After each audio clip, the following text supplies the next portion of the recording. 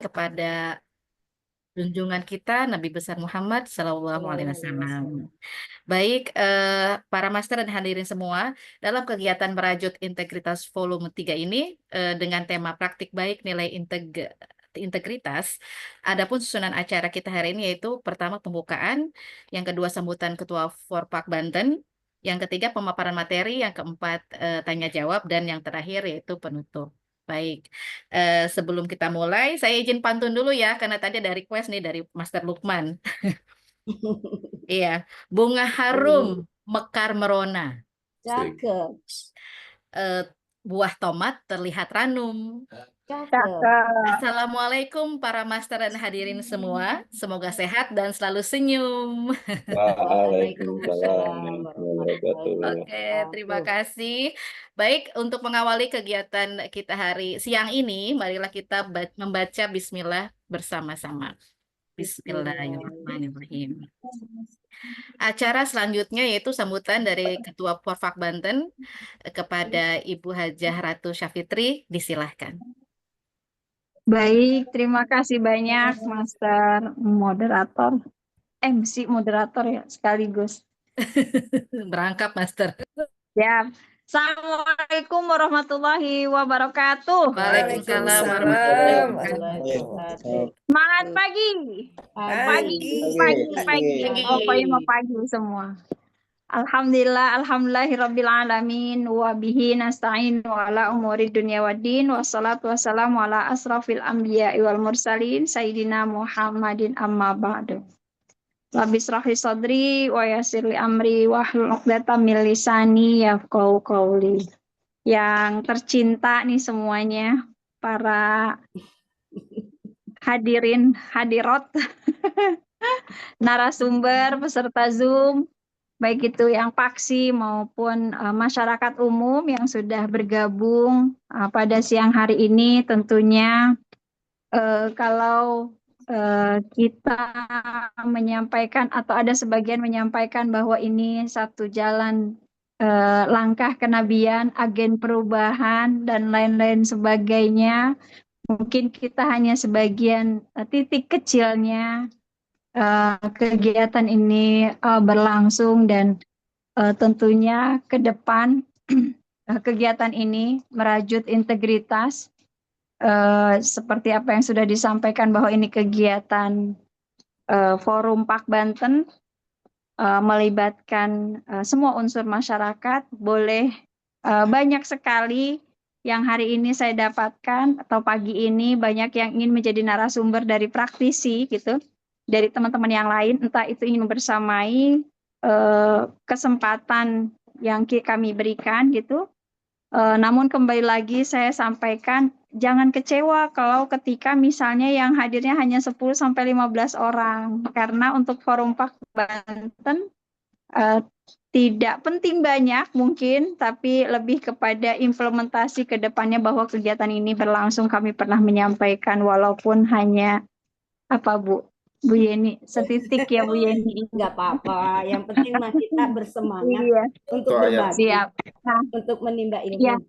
Ya, nah itu mungkin yang pagi ini saya dapatkan dari beberapa kawan-kawan yang ingin berkolaborasi dengan kami, tapi saya kembalikan bahwa kegiatan ini semata-mata keikhlasan implementasi para penyuluh berdaya, kemudian bahwa apa yang disampaikan, apa yang dipelajari dari yang sudah kita dapatkan bisa bermanfaat untuk orang banyak. Tentunya tadi bukan hanya untuk, konsepnya adalah niat tulus ikhlas bahwa kita rakyat bangsa Indonesia tentunya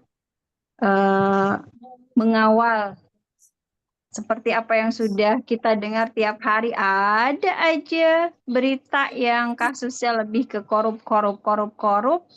Nah mungkin kita hari ini 1 jam ke depan atau 2 jam ke depan nanti harus seperti apa memotong mata rantai itu, mungkin dari teman-teman yang sekarang sudah hadir membersamai bisa memberikan pencerahan untuk kita semua.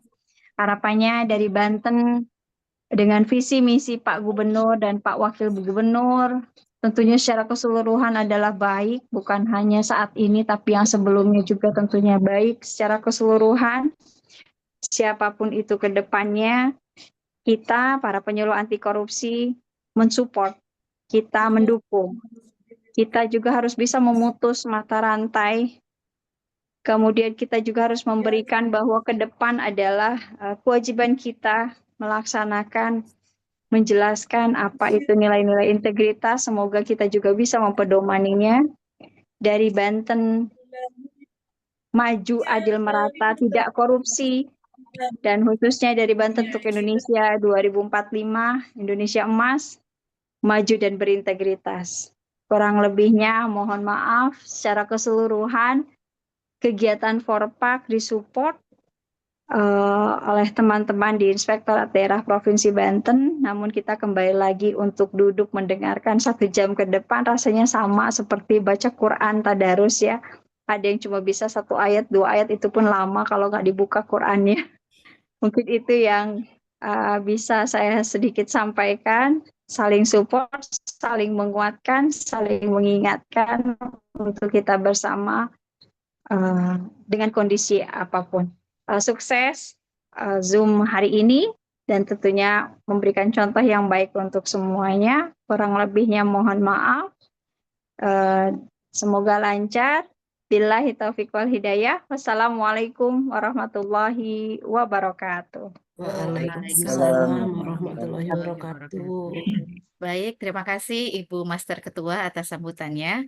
Master, nanti difoto dulu ya. Oh siap. Oh Ya, iya, dokumentasi dulu. Master Rudi, Ya. saya perlu bantuan. Difoto dulu Sekarang aja, sebelum iya. berakhir. Sekarang aja Mas, Bu Iya. Mas, iya. Master Ketua Sekarang ya. aja. Hmm. Karena ada yang minta rilis biar dirilis katanya. Oh, Kemarin siap, kan siap. ada yang minta rilis biar di surat kabar ada ya. Semoga aja gitu. Ya. Ya, mangga disilahkan. Master Rudi, mana nih Master Rudi? Ada. Ada, Nanti siap. biar dibantu juga sama Master Neneng juga. Oke. Enggak di foto bersama yang slide-nya. Semua pesertanya, Master. Saya bantu hitung ya. Sip. Berikan gaya yang terbaik. Tetap semangat. 1, 2, 3. Sekali lagi. 1, 2, 3. Terima kasih. Baik, terima kasih Master Neneng, terima kasih Master Ketua. Bapak Ibu sekalian, para Master semua dan hadirin, hari ini tema yang kita akan bahas di sini itu tentang praktik baik nilai integritas. Seperti yang sudah Master Ketua sampaikan tadi, tiap hari selalu kita disuguhi oleh kabar-kabar penemuan kasus korupsi terbaru, mau yang dari kasus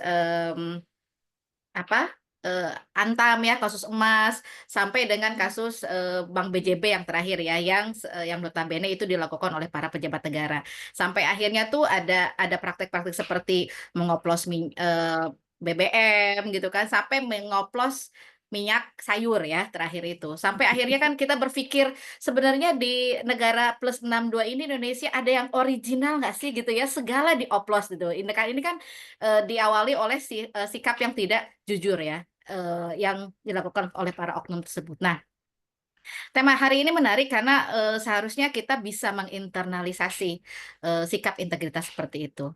Jadi tema praktik baik nilai integritas ini bukan lumayan lagi, sungguh luar biasa. Dan materi ini akan disampaikan oleh 2 master hebat kita. Yang pertama yaitu Master Yeni Novarita, dan yang kedua akan disampaikan oleh Master Agung Prasetyo. Baik, untuk kesempatan pertama kita akan dengarkan pemaparan Master Yeni, dan Master Yeni ini karena ini bulan Ramadan dan kita semua sudah paham bahwa ini juga terbatas oleh waktu, jadi akan dibatasi 15 menit Master Yeni. Semoga Siap. ini Ya, tidak yang mengurangi inti-intinya saja lah. semangat penyampaiannya ya Master ya. Ya, siap. Baik. Baik, silakan Mas Riani, sementara saya siapkan share screen-nya. Baik. Yap. Baik, terima kasih Master Ais. Assalamualaikum warahmatullahi wabarakatuh. Waalaikumsalam warahmatullahi Alhamdulillah wa syukurillah la haula wala quwata illa billah. Mudah-mudahan kita semua sehat, diberikan kesuksesan dunia dan akhirat dalam menjalankan ibadah bulan Ramadan ini. Para master sekalian, izin menyampaikan sedikit ya, kita berbagi, kalau ada salah-salah mohon diperbaiki. Kita juga belajar bersama-sama, mudah-mudahan pembelajaran kita di sore hari ini bisa bermanfaat bagi kita semua. Amin ya rabbal alamin. Next, Master. Saya akan menyampaikan nilai-nilai praktik baik, nilai-nilai integritas, tapi sebelumnya saya akan menyampaikan dulu apa sih itu nilai-nilai integritas. Nilai integritas dapat dikatakan sebuah ide atau konsep tentang suatu yang penting dalam kehidupan seseorang dalam menjadi perhatiannya.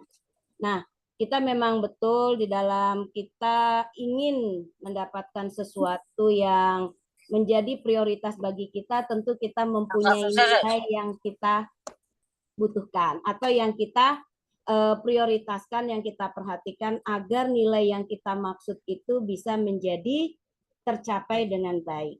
Lanjut. Nah, nilai integritas itu mencerminkan kualitas diri kita yang menunjukkan kejujuran, ketulusan, dan konsisten dalam berperilaku. Nah, ini semua ada dalam kehidupan kita sehari-hari. Nah, manusia yang mempunyai nilai integritas tentu mempunyai beberapa ciri. Yang pertama, bertindak sesuai dengan prinsip moral dan etika. Yang kedua, tetap setia pada keyakinan dan nilai-nilai bahkan dalam situasi yang sulit. Nah, ini nih yang paling terpenting ini. Tetap setia pada keyakinan dan nilai-nilainya bahkan dalam waktu situasi yang sulit. Nah, ini yang kadang menjadi persoalan dalam menegakkan integritas kita. Kemudian yang ketiga, tidak mudah tergoda untuk melakukan tindakan tercela seperti korupsi. Nah, ini juga sama. Biasanya korupsi yang dilakukan oleh kaum Adam ini juga tergoda akibat adanya kaum Hawa yang tidak bisa ngerem kondisi fisiknya atau gaya hidupnya. Nah, inilah yang menjadi nilai integritas, ciri manusia yang berintegritas. Lanjut, Master. Nah, selanjutnya yaitu bertanggung jawab pada hasil kerja kita. Kemudian yang kelima, menjaga martabat dan tidak melakukan hal-hal yang tercela, bertindak transparan dan konsisten, serta bersifat objektif. Nah, ini. Ya, mudah-mudahan kita termasuk manusia yang transparan dan konsisten. Lanjut, Master. Nah, di sini ada integrity, ya, tindakan dan ucapan. Lanjut. Itu ada di dalam hati kita semua ya.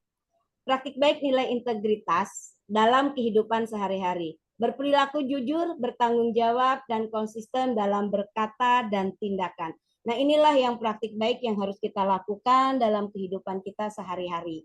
Yang mana jujur sangat sulit sekali kita dalam kehidupan kita sehari-hari, tetapi kita sebagai manusia yang mempunyai rasa tanggung jawab berusaha untuk jujur itu kita lakukan walaupun sangat menyakitkan. Nah, itu ya. Lanjut, Master. Praktik baik nilai-nilai integritas, tepat waktu dalam janji dan komitmen. Nah, ini yang sering kita lalai. Kita janji yuk, kita jam 2 kumpul. Nah, kadang sampai jam 2:30 kita belum kumpul. Nah, itu salah satu mungkin praktik baik kita akan berkurang ya. Mudah-mudahan kita sebagai manusia yang berintegritas bisa menepati janji-janji itu dengan baik. Mengakui dan meminta maaf atas kesalahan. Ini tidak menggunakan barang milik kantor untuk keperluan pribadi, tidak menyuap demi kepentingan tertentu. Ini adalah nilai-nilai praktik baik dalam nilai integritas. Lanjut, Master. melapor jika mengetahui ada kecurangan. Nah ini ya, mungkin kecurangan kalau kita akan melapor tentu ada bukti-bukti yang harus kita punya juga, sehingga tidak menjadi bumerang bagi kita semua. Bertanggung jawab atas perbuatan yang dilakukan, tidak berkompromi dengan tidak berkompromi ya dengan prinsip perlakuan orang lain dengan hormat, berani melaporkan tindakan korupsi dan ketidakpatuhannya, kemudian sederhana dan tidak berlebihan. Nah, ini adalah nilai-nilai integritas yang melakukan praktik baik. Lanjut, Master. Cara menanamkan nilai integritas baik kepada diri kita sendiri, mungkin kita sebagai guru untuk anak-anak didik kita dan anak-anak kita di rumah. Yang pertama adalah menjadi teladan yang baik. Nah, jadi teladan yang baik bagi anak-anak kita pribadi di rumah maupun anak didik kita. Mengajarkan konsep kejujuran dalam kehidupan sehari-hari, mengajarkan tanggung jawab dan akuntabilitas, mengajarkan nilai keadilan dan menghargai orang lain. Nah, itu adalah cara menanamkan nilai integritas yang sangat kecil mungkin bagi kita, tapi sangat besar dampaknya bagi kehidupan dalam kemajuan generasi muda yang akan datang. Lanjut, Master. Memberikan penghargaan atas perilaku yang baik. Nah, para Master sekalian, hadirin dan hadirat sekalian, mudah-mudahan kita bukan manusia yang pelit untuk memberikan suatu penghargaan atau suatu pujian kepada anak-anak kita atau anak didik kita yang melakukan hal-hal yang baik yang menjadi nilai-nilai integritas dalam kehidupan sehari-hari. Membaca dan mempelajari kisah-kisah inspiratif terkait dengan integritas dan kejujuran. Belajar tahu diri dan sadar posisi. Nah, ini yang paling terpenting. Belajar, tahu diri, dan sadar posisi. Jadi kita tahu posisi kita sebagai apa, itu yang paling terpenting bagi kehidupan kita sehari-hari. Lanjut, Master. Nah, nilai integritas sangatlah penting karena dapat mencegah dan mengurangi korupsi, baik individu, organisasi, dan masyarakat yang menganut nilai integritas yang kuat cenderung lebih efektif dalam mencegah dan mengatasi korupsi. Jadi nilai integritas ini sangat mendukung sekali apabila terutama kita, generasi muda kita, bisa mempunyai nilai integritas yang baik, maka mungkin bisa korupsi di Indonesia bisa diperkecil. Nah, itu mungkin nilai integritasnya sebetulnya masih ada, cuman itu hanya gambar-gambar. Hanya itu yang dapat saya sampaikan. Kita sama-sama langsung di skip aja, Master. Coba kita lihat ya. Ini salah satu senjata melawan korupsi yaitu integritas. Lanjut. Lanjut aja, Master. Ada 9 integritas, nilai-nilai integritas dalam korupsi. Nah, ini kita bisa melihat dari Wakil Presiden kita. Kata jujur itu memang sangat sulit untuk kita ucapkan atau kita lakukan, tapi kata Wakil Presiden kita yang pertama, kurang cerdas dapat diperbaiki dengan belajar, kurang cakap dapat kita hilangkan dengan pengalaman, namun tidak jujur sulit diperbaiki. Nah, ini yang dapat kita serap dari kalimat-kalimat ini, bahwa kalau kita tidak cerdas, kita bisa belajar dengan banyak atau kita bisa mencari pembelajaran lebih jauh lebih banyak. Kalau kurang cakap, kita bisa hilangkan dengan pengalaman-pengalaman, dan seperti sekarang ini mungkin kita masih minim untuk memberikan materi-materi tentang penyuluhan anti korupsi yang kita emban. Tapi dengan seperti ini, dengan seperti kita berkolaborasi di dalam integritas ini atau menyampaikan materi di kalangan kita, mungkin kita bisa belajar. Nah, inilah dari pengalaman ini kita akan lebih cakap lagi, akan lebih bisa lagi. Namun kejujuran itulah yang paling penting. Nah, itu Master, mangga silakan. Hanya itu mungkin ya yang saya dapat sampaikan, walaupun masih ada materinya karena waktu kita juga yang terbatas, agar kita bisa berbagi dengan yang lainnya. Terima kasih, hanya itu yang dapat saya sampaikan. Mohon maaf bila ada kekeliruan, mohon koreksinya. Saya akhiri. Assalamualaikum warahmatullahi wabarakatuh. Waalaikumsalam warahmatullahi wabarakatuh.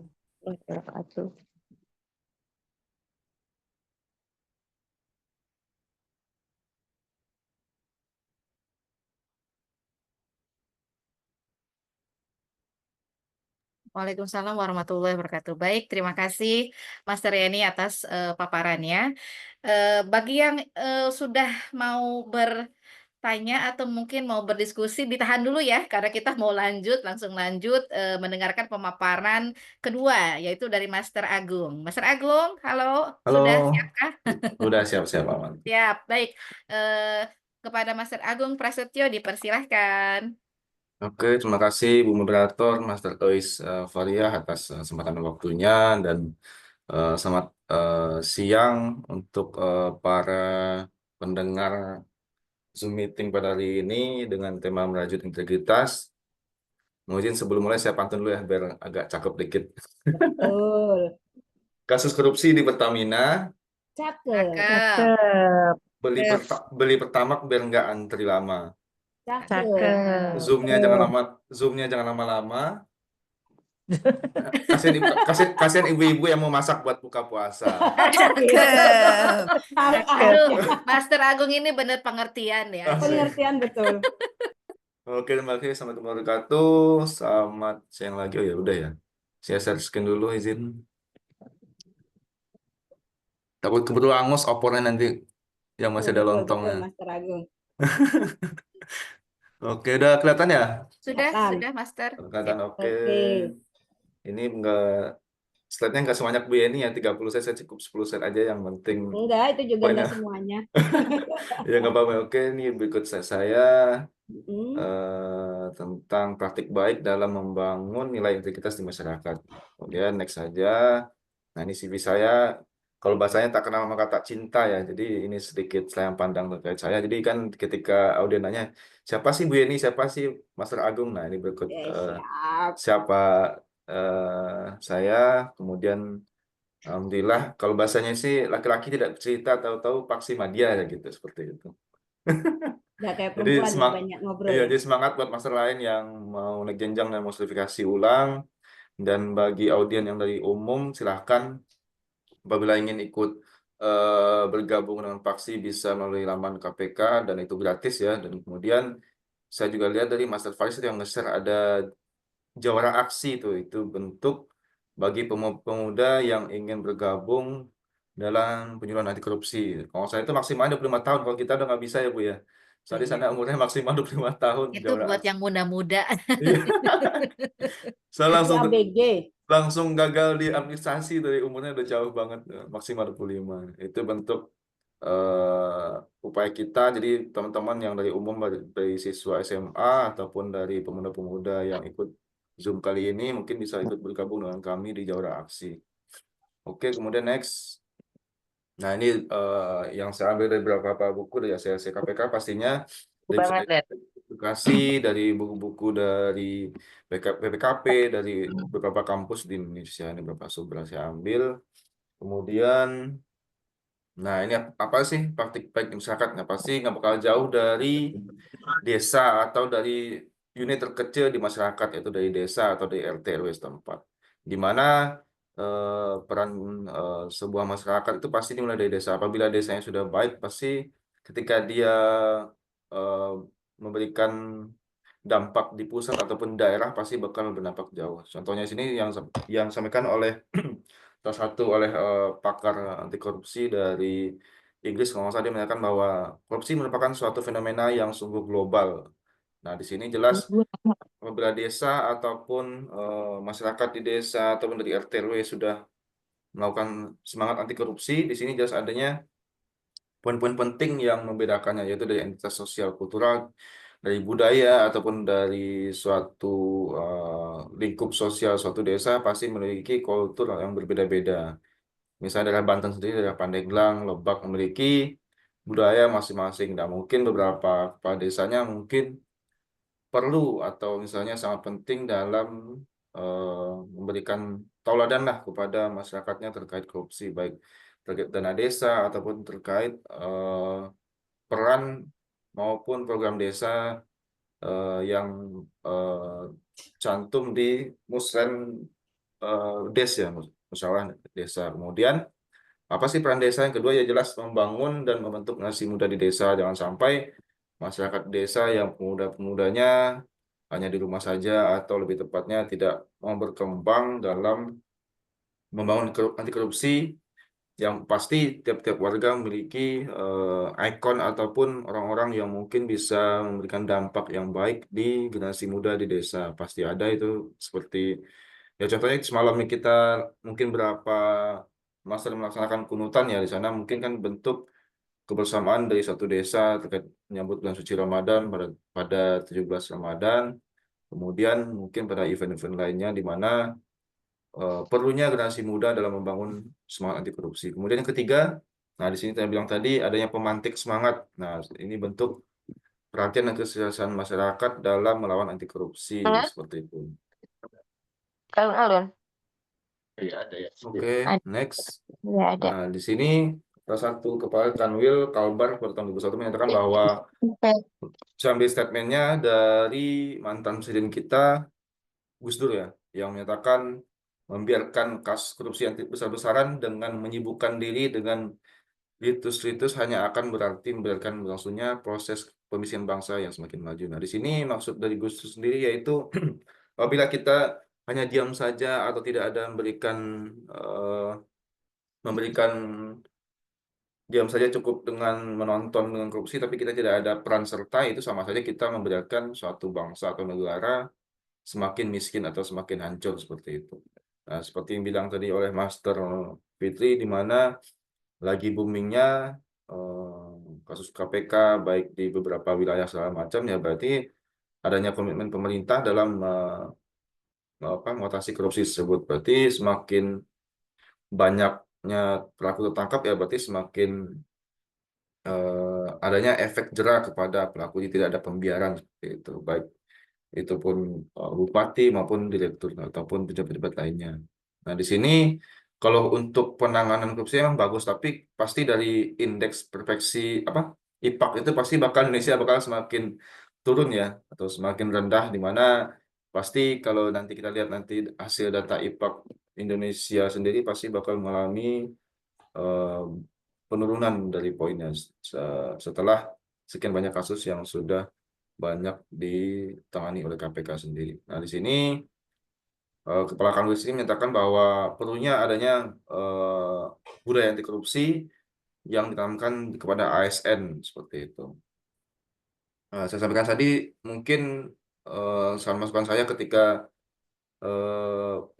mengikuti sertifikasi kemarin ya, mungkin untuk kepala desa ataupun nanti ketika Paksi atau Forpak Banten ketemu dengan gubernur atau dengan pejabat daerah, mungkin peran kita ya di sini kalau bisa atau kepala desa sendiri yang tadi kita sampaikan di slide sebelumnya, apabila diberikan API atau ahli pembangunan integritas di masing-masing desa di Banten, ya mungkin setidaknya menghilangkan sih enggak yang seperti saya sampaikan, tapi setidaknya minimalisir adanya potensi korupsi di desa. Jadi di masyarakat sendiri adanya warning atau dibilang pemantik semangat bagi masyarakat di Banten. Dan dimulai dari kepala desanya saya masukkan sendiri. Kemudian next, nah ini beberapa negara apa sih dalam praktik baiknya di masyarakatnya, seperti saya contohkan di sini.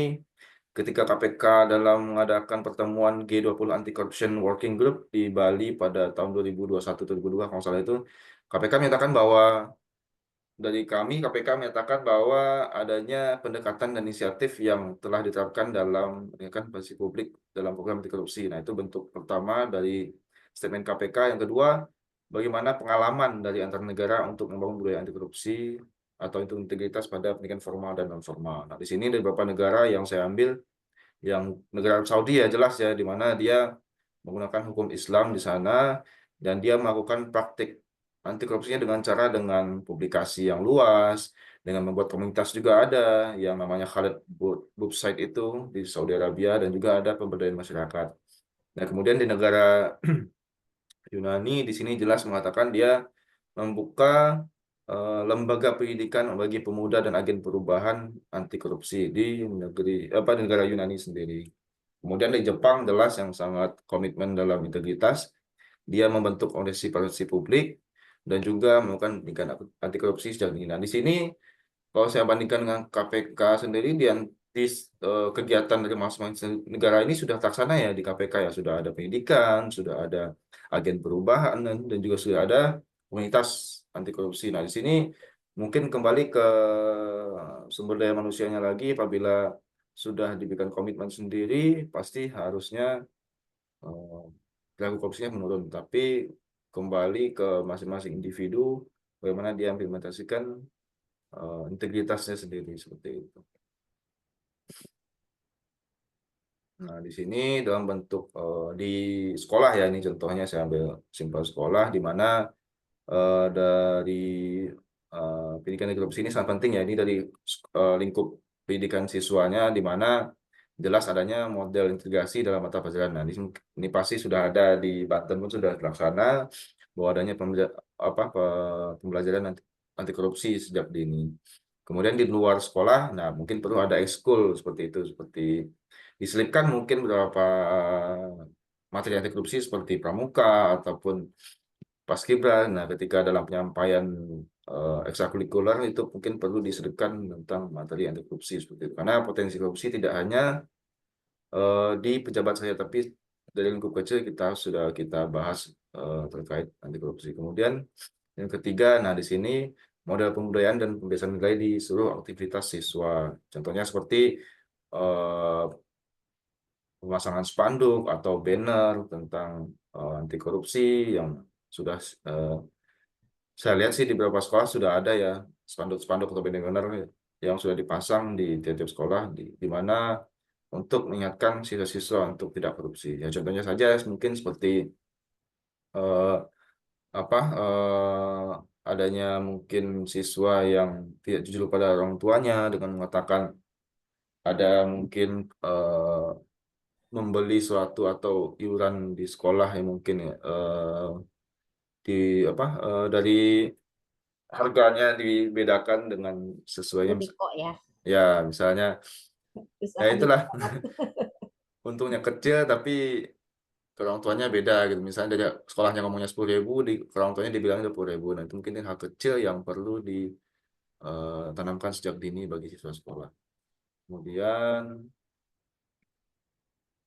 nah ini beberapa dari karya Universitas Islam di Jakarta mengatakan bahwa pentingnya pengembangan korupsi sejak dini jelas yang saya sampaikan, kemudian berlaku jujur bagi siswa SD, SMP, SMA, dan mahasiswa di lingkungan Universitas Al-Azhar Indonesia. Nah, di sini jelas semua sektor ya, baik mahasiswa, baik pejabat, baik ASN, baik birokrat itu perlu adanya memberikan budaya anti korupsi dan memberikan integritas masing-masing sektor. Kemudian di sini perlunya ada kerjasama terkait budaya anti korupsi, baik sektor pendidikan, LSM, pemerintah, dan aparat penegak hukum. Nah, ini tadi yang sudah disampaikan oleh Master Yeni, di mana ada 9 nilai integritas. Nah, di sini dari kampus Unira Malang juga memberikan slogan itu Khaira Ummah, yaitu di mana bentuk integritas atau representasi dari anti korupsi dalam menerapkan 9 nilai integritas ini yang disingkat Jumat Sepeda Kakak. Nah, di sini peran mahasiswa yaitu sebagai agen of change atau agen perubahan dalam menerapkan kehidupan sehari-hari di dunia kampus seperti itu. Oke, terima kasih. Cukup itu saya bisa sampaikan. Terima kasih atas perhatiannya. Saya kembalikan kepada moderator, Master Ois. Silakan. Baik, terima kasih atas pemaparannya, Master Agung. Jadi, para Master dan hadirin semua, pemaparan materi dari kedua narasumber kita tadi, kalau Master Yeni itu menekankan bagaimana menanamkan nilai integritas di skup individu dan dilengkapi oleh Master Agung bagaimana praktik-praktik atau contoh-contoh berintegritas di lingkungan sekolah sampai skup desa maupun sampai skup yang lebih luas lagi yaitu negara seperti itu. Baik, kita masuk saja ke sesi tanya jawab. Mangga bagi para master atau para hadirin yang mau bertanya, kita bisa berdiskusi tentang apa yang sudah disampaikan oleh para narasumber kita. Silakan bisa raise hand. Kalau bisa sih open mic ya, jangan lewat chat box. Kan sayang nih kita sudah ada medianya, ada fasilitasnya, biar kita bisa langsung bertatap maya ya, bukan bertatap muka langsung, tapi bertatap maya.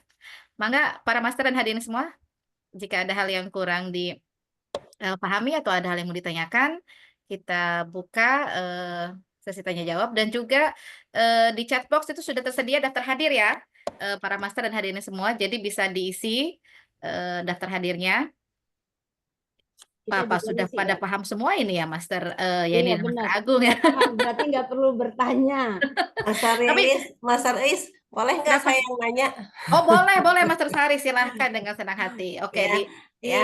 ini ya, di Baik, note nih. Baik, terima kasih enggak. karena belum ada yang bertanya. Mungkin Ya, saya mangga Master Sari. mengawali saja, mungkin yang lain bisa bertanya juga.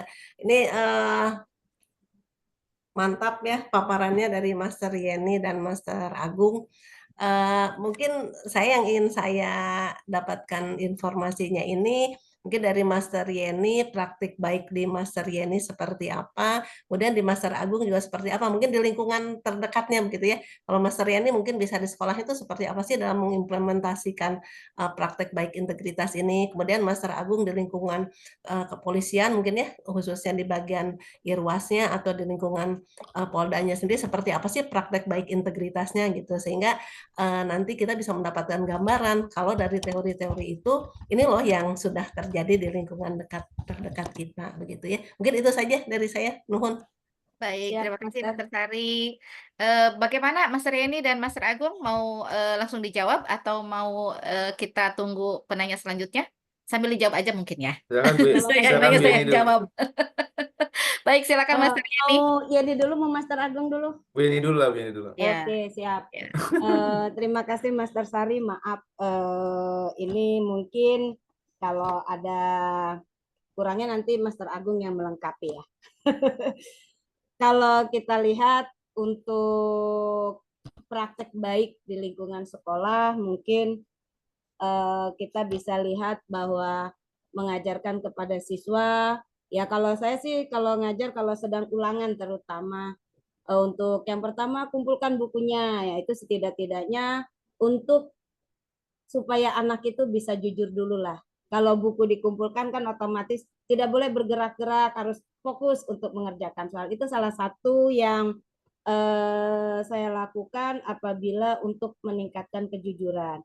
Nah, kemudian kalau di sekolah misalnya kalau jam-jam duhur misalnya mau sholat duhur, kita ajak anak, yuk kita sholat. Nah, nanti kalau ada yang tidak sholat, ditanya, kenapa kamu tidak sholat? Apa? Nah, ini. Karena kita harus tahu bagaimana konsep mereka berangkat dari rumahnya. Kadang maaf ngomong, anak-anak, kalau kita suruh sholat, yuk sholat.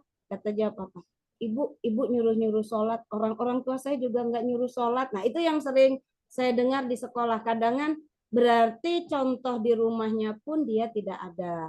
Nah, itu adalah satu kejujuran anak. Sehingga kita harus bisa memberikan contoh. Yuklah kita sholat. Nah, sekarang contohnya jangan hanya melihat di rumah, kita lihat di lingkungan tempat kita berada saat ini. Ya kalau teman-teman kamu sholat, yuk kita sholat bareng-bareng. Siapa tahu ada tergugah hati. Itu salah satunya. Mungkin untuk bertanggung jawab mungkin. Kalau dia makan sampah, nah, sampahnya silahkan masukkan ke tempat sampah, walaupun kecil, tetapi kalau dia sudah sering kita ingatkan seperti itu bisa menjadi dampak yang sangat besar.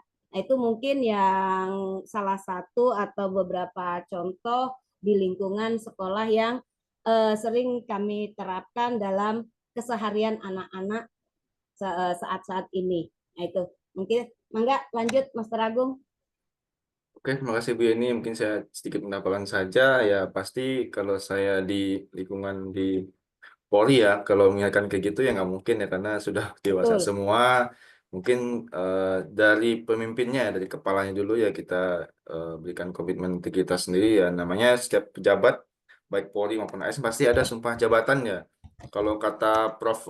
Salim itu mengatakan yang udah meninggal itu mengatakan gimana Indonesia mau maju kepada Tuhan aja dia nggak takut, apalagi dia kepada manusia. Nah itu bentuk dia melanggar sumpah janjinya, integritasnya di mana dia jelas di sumpah jabatan mengatakan apabila melakukan korupsi berarti dia melanggar integritas. Nah, itu sudah jelas bentuk komitmen dari suatu pejabat negara. Nah, itu bentuk salah satu kalau dia sudah melanggar sumpah jabatan berarti dia sudah melanggar integritas sendiri. Kemudian dari segi saya juga di dunia kampus ya pasti ya sama kayak Bu Yeni lah apabila ujian tidak ada HP segala macam. Tapi kalau untuk anak Gen Z sekarang ya pasti berbeda ya. Kita zaman dulu ketika siswa dulu ketika dimarahin justru apabila kita ngadu dimarahin sama guru di sekolah di rumah ditambah orang tua. Tapi kalau sekarang mah kayaknya saya kasihan agak miris sekali ketika dimarahin sama guru orang tuanya malah ikut marahin gurunya. Nah itu untuk perbedaan generasi ya, tapi kembali di sini peran keluarga atau orang tua ya kalau saya karena saya juga aktif di masyarakat juga di sini ya sebagai ketua keamanan juga saya juga sampaikan pada masyarakat jangan sampai anak sendiri ketika ditegur atau segala macam ya jangan sampai eh, itu bentuk rasa sayang dari orang tua ataupun dari guru kepada anak bukan dari pribadi tapi untuk merubah eh, budaya ataupun sifat dari anak sendiri di mana pasti kalau sudah dari kecilnya sudah baik dididik dengan baik pasti eh, endingnya atau kedewasaan sudah sangat baik itu yang saya rasakan ketika saya waktu masih sekolah pun saya rasakan dengan anak sekolah zaman sekarang ya berbeda sekali ya beda generasi tapi Oh, jauh banget, Master. ya udah banget ya Bu ini ya Betul. ketika dulu apa ya mungkin Bu Isa teman apa sesama alumni semansa ya gimana ketika apa kena atau mohon maaf kena marah guru ya kita pasti bakal diam justru kalau sekarang kayaknya ada ya itu sih kembali saya iniin ke dengan melanggar HAM lah atau apalah tapi kan itu berbeda ya dengan sekolah sendiri mungkin perlu adanya pemahaman integritas ataupun ya tadi kan sifat-sifat baik yang perlu kita praktikkan di dunia sekolah maupun di dunia masyarakat sendiri seperti itu ininya sih intinya praktik baik di masyarakat ya perlu ya dari lingkungan kecil lah dari lingkungan keluarga sampai sekolah dan sampai lingkungan sehari-hari seperti itu. Begitu saya sempat sampaikan. Silakan, boys. Ada lagi? Baik. Mas Agung, Dari Yo.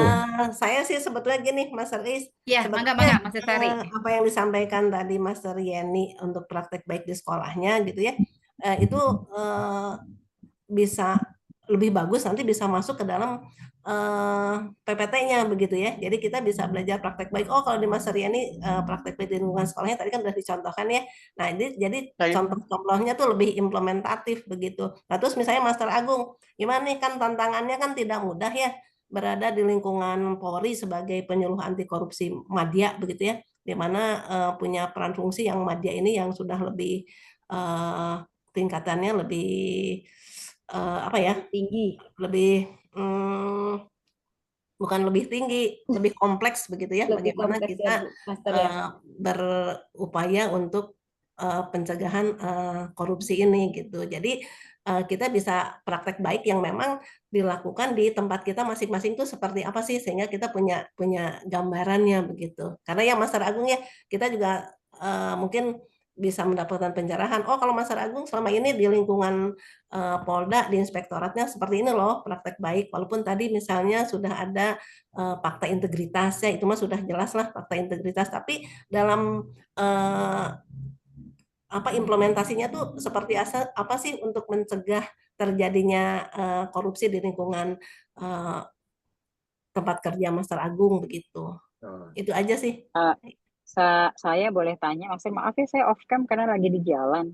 Iya, Bu, silakan. Ya, Ya, sebetulnya dengan lihat praktik baik, yang saya harapkan sih lebih ke arah sharing-sharing yang tantangannya apa berat gitu, misalnya bagaimana Master Agung misalnya gitu bisa melampaui itu gitu. yang itu bisa memberikan inspirasi kepada teman-teman, maksudnya kepada kita gitu ya. Apa gitu, pastinya kan banyak hal-hal yang nggak mudah sebetulnya kalau kita mau menerapkan integritas secara jejak gitu ya. Itu sih sebetulnya justru yang saya ingin dengar pengalaman-pengalaman berharga Master Agung gitu. Oh, siap, Misalnya siap. kayak saya dulu di media, bagaimana saya menghadapi tantangan misalnya ketika kami mengadakan investigasi, lalu ketemu bahwa satu brand tertentu menggunakan bahan pengawet itu di atas ambang batas gitu. Tapi ternyata, aduh cerewet banget. Ada itu nggak sih? Imani di situ. Oh, iya.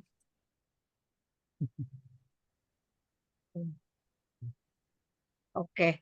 Ya gimana Master Ya, Agung, Master silakan. Yeni? Mungkin Mungkin Bu Yeni, ya, Mbak, saya dulu. ya boleh, Master boleh. Agung aja dulu karena Oh ya, yang ingin didengar itu praktik baik di lingkungan Iya, Polda. best practice-nya yang di Best Polda oke, seperti practice-nya oke, oke, apa, oke. jadi best practice di Iya, acuan ya. sekolahnya Bu bagi Yeni kita seperti semua. apa. Iya, Oke, baik, ya. Mangga. Oke, makasih.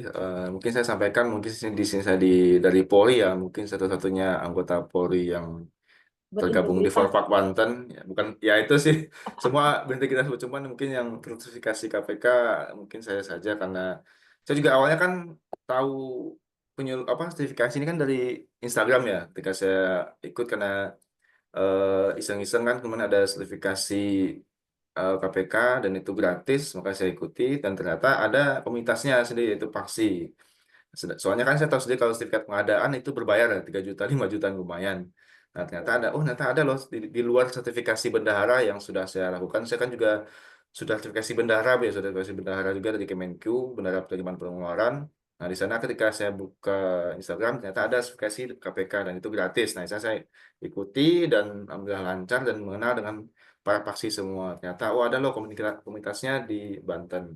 Nah, kemudian apa sih tantangan saya di Polda ataupun di kampus? Nah, kalau untuk di Polda sendiri, karena saya masih golongan 2 mungkin, dan saya juga kan hanya staf perencanaan, atau misalnya bagian perencanaan yang menyusun anggaran DIPA ataupun eh, dana dana dari pemerintah kepada Polda, dari Polri ke Polda, Polda ke satuan kerja saya itu di Inspektorat Pengawasan, dan di sana saya menyusun anggaran 1 tahun kegiatan yang dilaksanakan oleh Inspektorat. Nah, mungkin di sini saya bentuk integritasnya yaitu di mana menyusun anggaran, di mana kemarin ada efisiensi, kemudian ada pemotongan jaldi segala macam, pemotongan harawat dan ATK, itu jelas ya eh, perlu adanya selektif dalam menyusun anggaran, karena mohon maaf, namanya anggaran di pemerintah itu pasti sensitif ya. Atau misalnya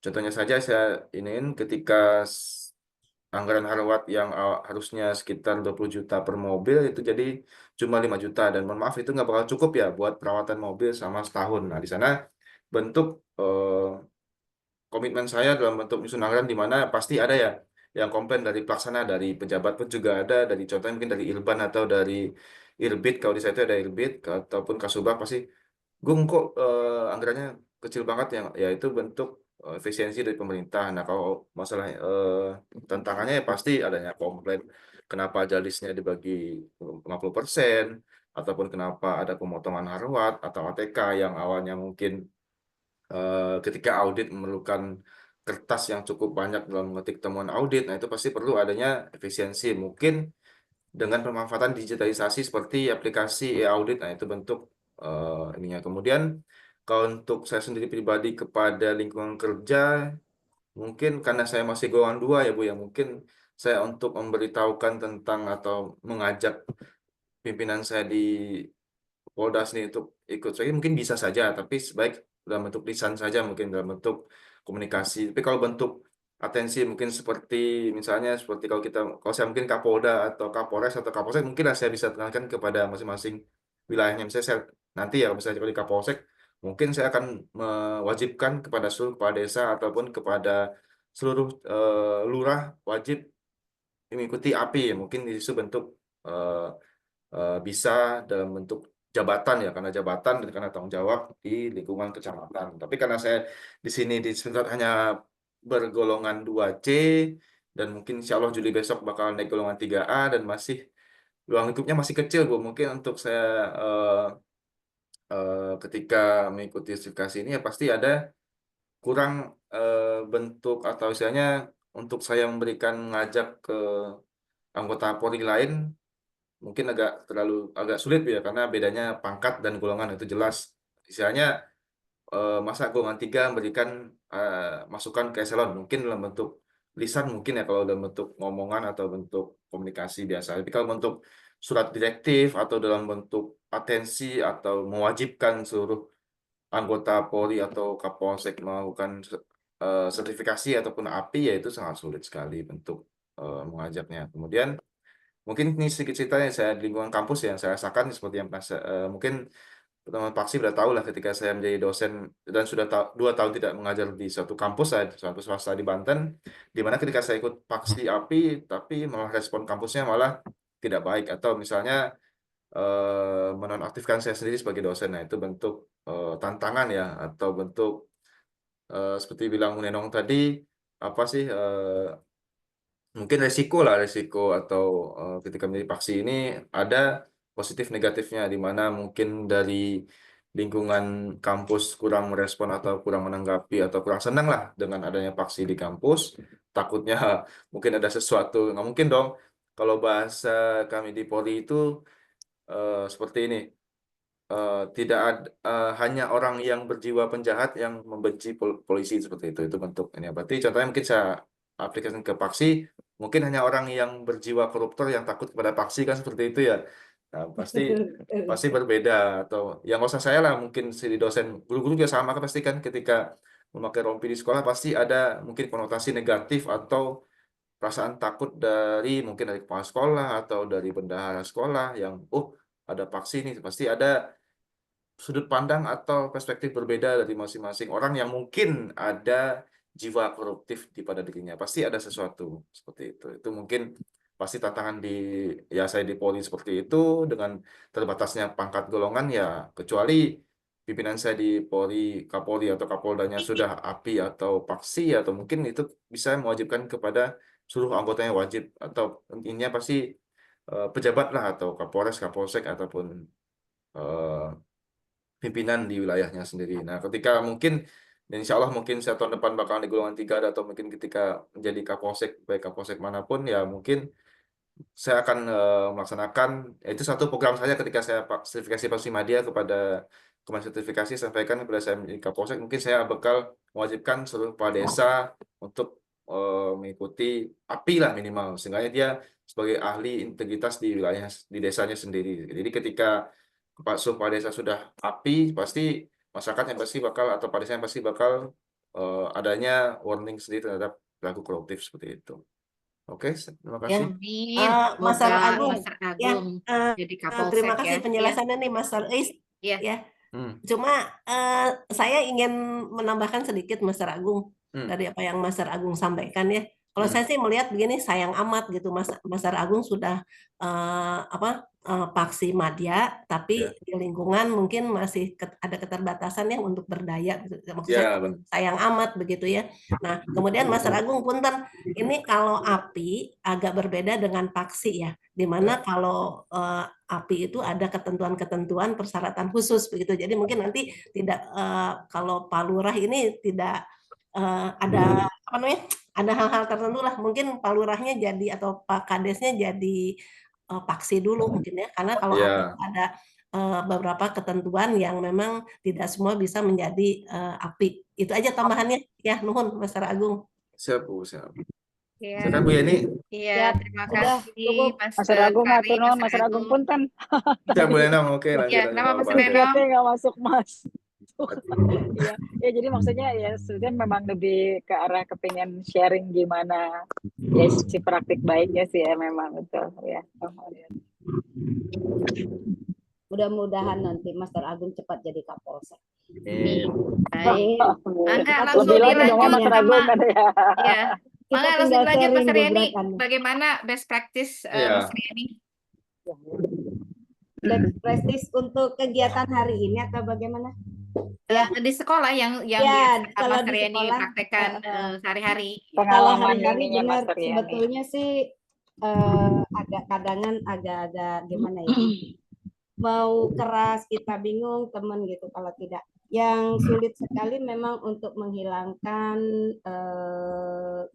gratifikasi ya, untuk menghilangkan gratifikasi. Kenapa saya katakan gratifikasi? Kalau dalam kegiatan guru misalnya gitu kan, ada suatu kegiatan, kadang kan teman itu suatu hal yang lumrah mungkin ya, kalau anak itu memberikan hadiah kepada guru. Nah, cuman kan kita juga harus tahu itu dia akan memberikannya itu kepada semua guru atau hal-hal kepada guru tertentu. Nah, ini yang sering.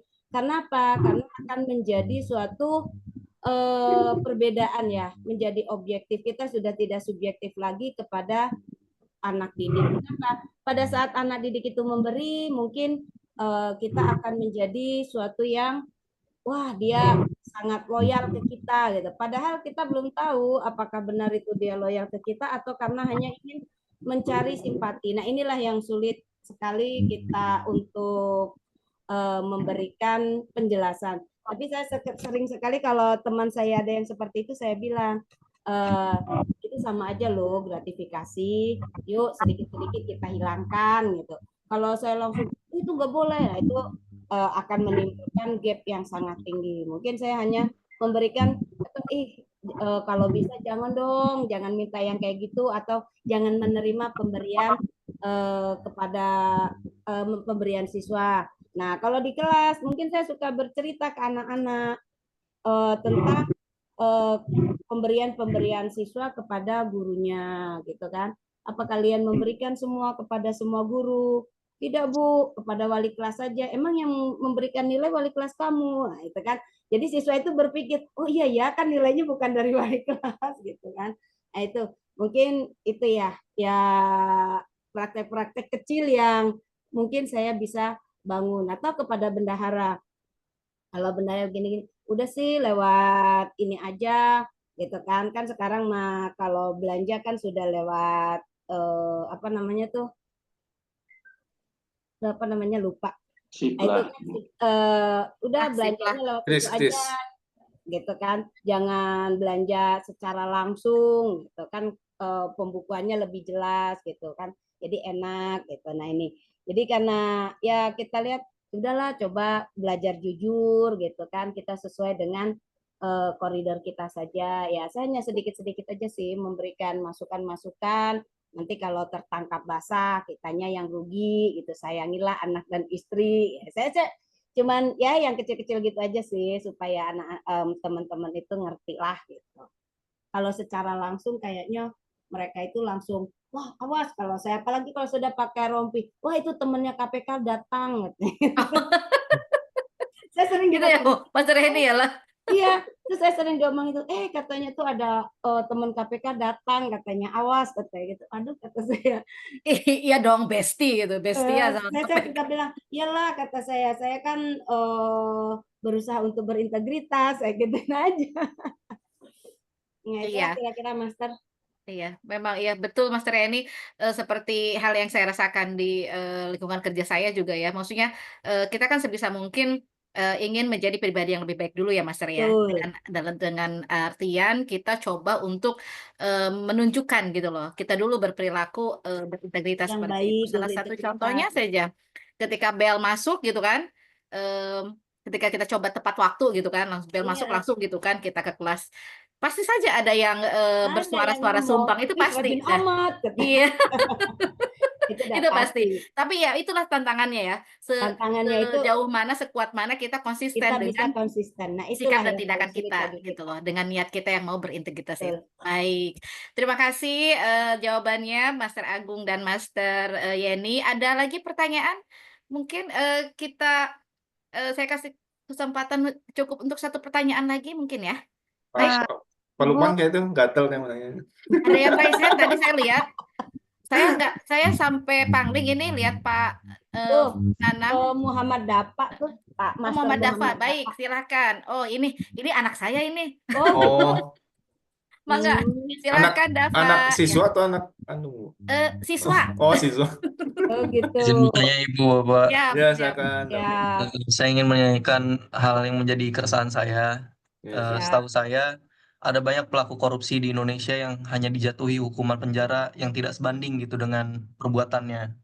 Sementara itu, ada juga beberapa pelaku kejahatan kecil yang dijatuhi hukuman justru hampir sebanding dengan pelaku kejahatan korupsi gitu.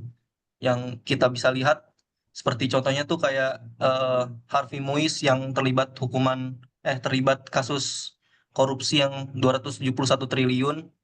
Beliau dikenakan penjara 6,5 tahun dan dibandingkan dengan Nenek Asyani yang tahun 2022 kalau nggak salah, yang dihukum 5 tahun penjara karena mencuri 5 batang kayu di kebun tetangganya. Nah, yang ingin saya tanyakan, menurut Bapak dan Ibu, eh, faktor apa yang menyebabkan ketidakadilan gitu, ketidakseimbangan hukum di Indonesia ini gitu? Terima kasih. Baik. Itu Terima yang kasih. jawab Master Agung gitu. Oke, terima kasih Iya. Dava. Iya, silakan Master Agung. Baik, saya coba menjawab ya sebisa saya. Jadi di sini Dava emang benar ya. Saya juga ketika di kampus mahasiswa pun menanyakan seperti itu juga ada. Pak, kenapa sih pelaku koruptor sendiri dihukumnya sekian tahun, sedangkan nenek-nenek yang maling biji coklat sekian tahun doang. Nah, kembali ya di sini kalau di sini peran kita sebagai mahasiswa atau siswa ya pasti di sini kita atau masyarakat lah nggak langsung. Di sini kan yang membentuk hukum yang ya kalau kami APH atau saya di Polri ya seperti itu ya sudah ada bagiannya di mana dia yang melakukan penyelidikan dan penyidikan. Nah, di sini kembali mungkin ranahnya yang memutuskan sekian hukuman itu kan jaksa ya segala macam. Berarti kita memperkuat APH-nya atau aparat penegak hukumnya di lingkup kejaksaan sendiri. Nah, apa sih peran siswa sini apakah hanya cuma diam saja? Nah, di sini perlu kembali apabila ada membentuk ketika siswa atau masyarakat kan yang membuat hukum itu kan DPR ya, yang membuat hukum itu ya Yang buat misalnya aturan. perwakilan kita di pusat. Nah, disitulah peran kita atau perwakilan dari masyarakat sendiri dalam memberikan saran masukan terhadap mungkin ada revisi undang-undang eh, undang-undang undang-undang pemberantasan korupsi seperti itu atau misalnya perlu adanya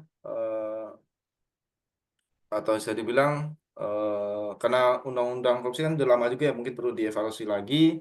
Saran saya mungkin seperti itu di mana kita sebagai kalau untuk daerah ada DPRD, untuk pusat ada DPR, nah di sana ada zona ataupun wadah bagi masyarakat dalam memberikan saran masukan terkait penanganan korupsi sendiri. Nah, untuk kami sebagai APH apa? Nah, mungkin ada tadi kembali adanya bentuk integritas dalam melaksanakan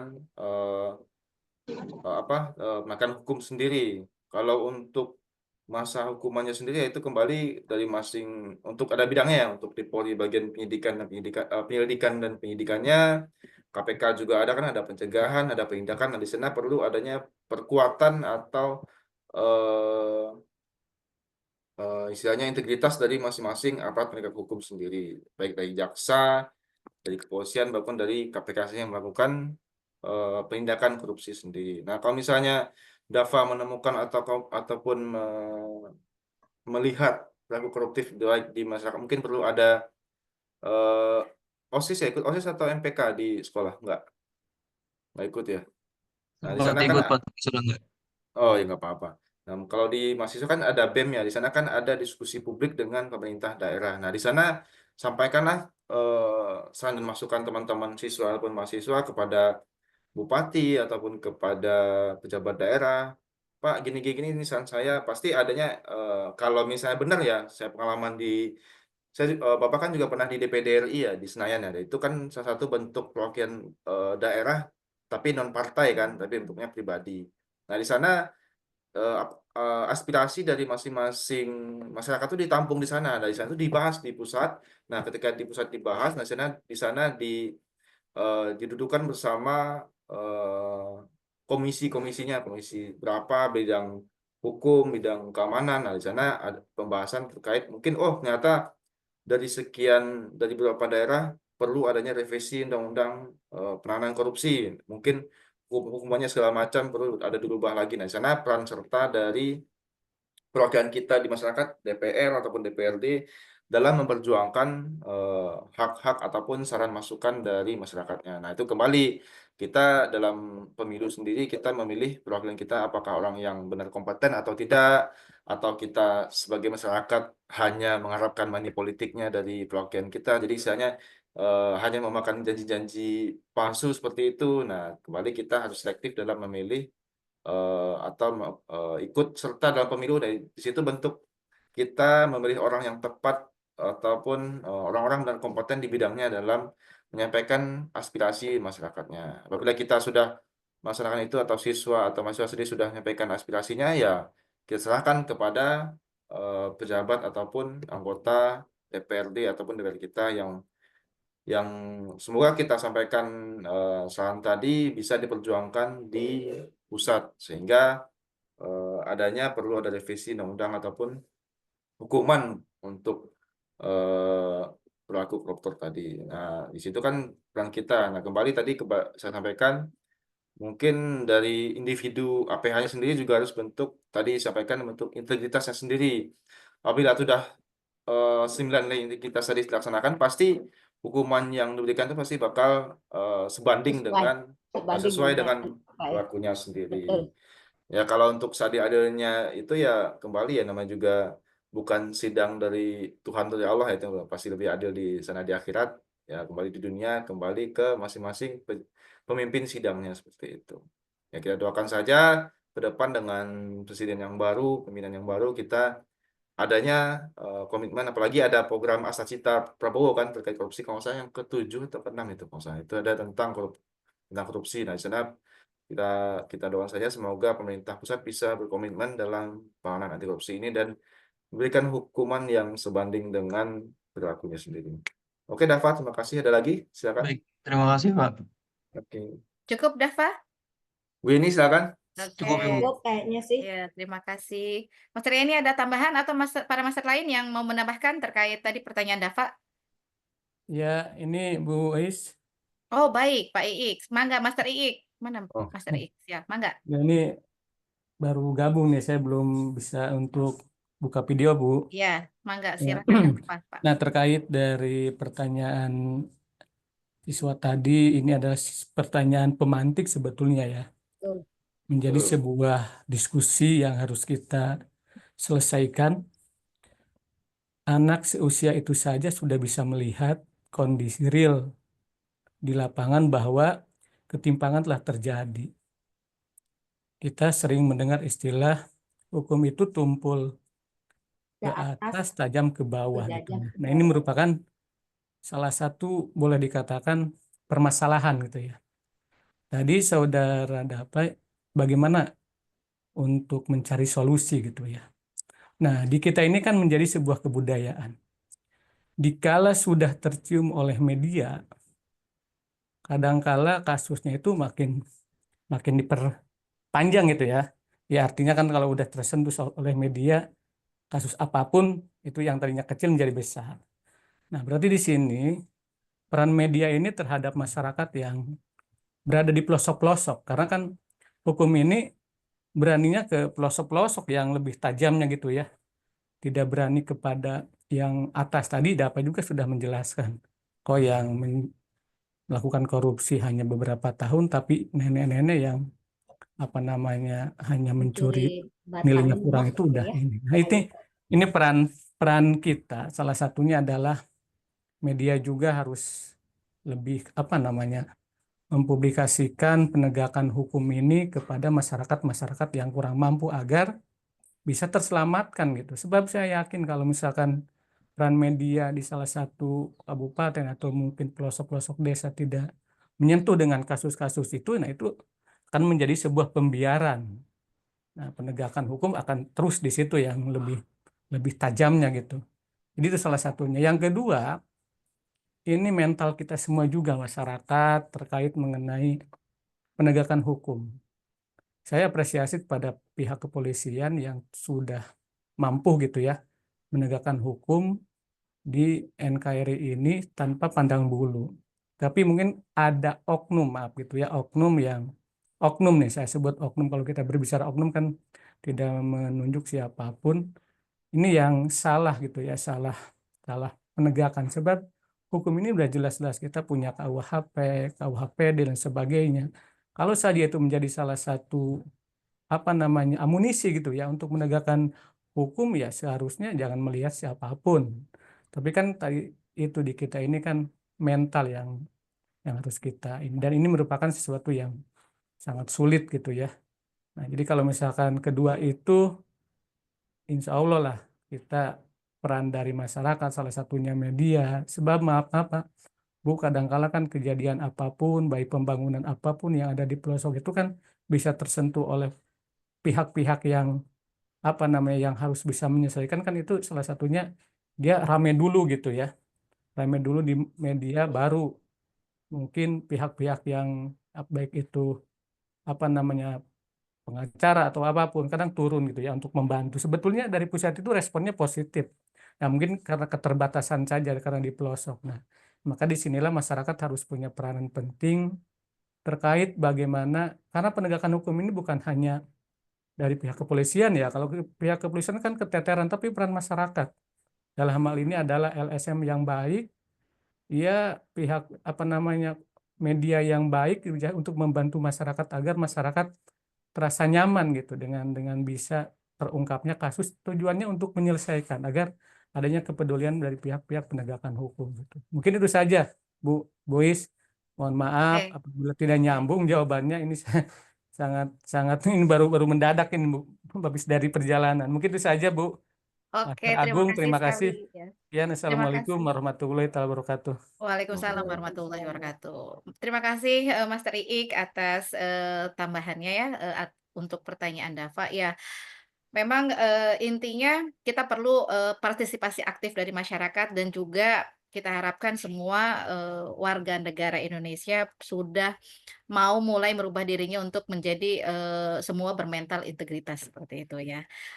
Baik para master semua dan para peserta Zoom hari ini, tidak terasa ini sekarang sudah jam 15.11. Luar biasa sekali obrolan kita siang ini menjelang sore terkait dengan praktik baik integritas ya, seperti itu. Yang dari Master Yeni tadi praktik baik integritasnya, bagaimana Master Yeni mengimplementasikannya di sekolah dan di lingkungan keluarga, begitu pula dengan Master Agung, bagaimana Master Agung memaparkan bagaimana praktik baik sikap integritas itu di lingkungan kerjanya, di skup desa sampai skup negara, lingkup negara seperti itu. Kiranya pertemuan Zoom kita hari ini yang berajut Integritas Volume 3 harus segera berakhir. Luar biasa dengan materinya. Semoga apa yang sudah kita obrolkan, semoga apa yang sudah kita diskusikan hari ini membawa pencerahan dan memberi banyak semangat untuk diri kita masing-masing, karena integritas itu harus dimulai dari diri kita sendiri. Kita tidak bisa mengharapkan siapapun untuk berubah sebelum kita berubah. Jadi ibda binafsi, kita mulai dari diri kita sendiri. Semangat untuk mulai perubahan, apalagi ini di momen bulan Ramadan, saatnya untuk kita perbaiki semuanya, segala sesuatu yang ada dalam diri kita. Baik, hadirin semua, para master dan peserta Zoom hari ini, demikian kiranya acara kita hari ini. Semoga kita ketemu lagi ya di Merajut Integritas Volume 4. Jangan lupa, nanti akan kita share, akan kita informasikan di medsos-medsos semuanya ya. Yang belum follow tuh, bagi yang peserta Zoom hari ini, follow Instagramnya Forpak Banten untuk tahu informasi Merajut Integritas Volume 4 dan seterusnya. Baik, terima kasih. Saya sampaikan untuk Ibu Master Ketua, untuk para pengurus Forpak, dan Master Agung dan Master Yeni khususnya, para master semua yang sudah menyempatkan hadir hari ini, dan begitu pula dengan peserta Zoom tercinta kita hari ini. Semoga banyak membawa manfaat, membawa berkah, dan tentunya mendapatkan ilmu yang bermanfaat. Terima kasih sekali lagi. Mohon maaf apabila ada kesalahan. Assalamualaikum warahmatullahi wabarakatuh. Waalaikumsalam. Mantap Master Iis, Master